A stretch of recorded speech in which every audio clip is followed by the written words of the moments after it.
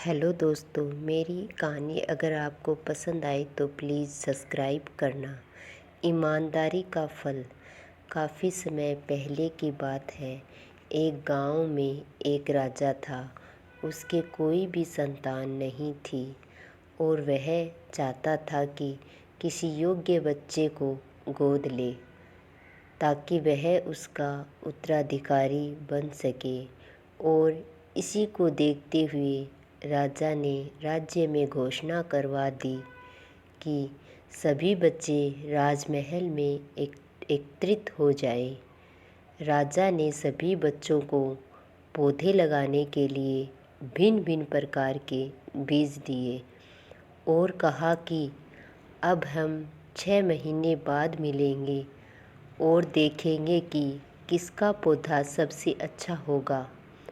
महीना बीत जाने के बाद भी एक बच्चा ऐसा था जिसके गमले में वह बीज अभी तक नहीं फूटा था, लेकिन वह रोज़ उसकी देखभाल करता था और रोज़ पौधे को पानी देता था। देखते ही देखते 3 महीने बीत गए। बच्चा परेशान हो गया। तभी उसकी माँ ने कहा कि बेटा, धैर्य रखो, कुछ बीजों को फलने में ज़्यादा वक्त लगता है। और वह पौधे को सींचता रहा। 6 महीने हो गए। राजा के पास जाने का समय आ चुका था, लेकिन वह डरा हुआ था कि सभी बच्चों के गमलों में तो पौधे होंगे और उसका गमला खाली होगा। लेकिन वह बच्चा ईमानदार था और सारे बच्चे राजमहल में आ चुके थे। अब राजा ने आदेश दिया।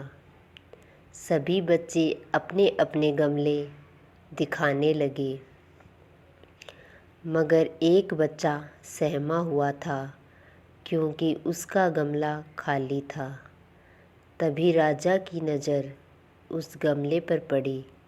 उसने पूछा, तुम्हारा गमला तो खाली है। तो उसने कहा, लेकिन मैंने इस गमले की 6 महीने तक देखभाल की है।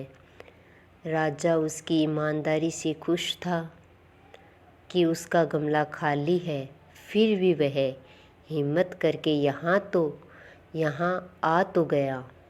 सभी बच्चों के गमले देखने के बाद राजा ने उस बच्चे को सभी के सामने बुलाया।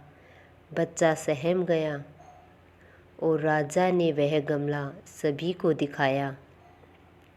सभी बच्चे ज़ोर से हंसने लगे।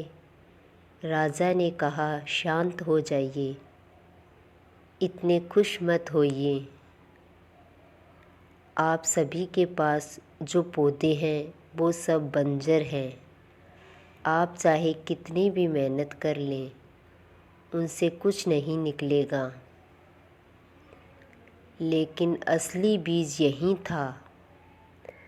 राजा उसकी ईमानदारी से बेहद खुश हुआ और उस बच्चे को राज्य का उत्तराधिकारी बना दिया। अपने अंदर ईमानदारी का होना बहुत ज़रूरी है। अगर हम खुद के साथ ईमानदार हैं तो जीवन के किसी न किसी पड़ाव में सफल हो ही जाएंगे।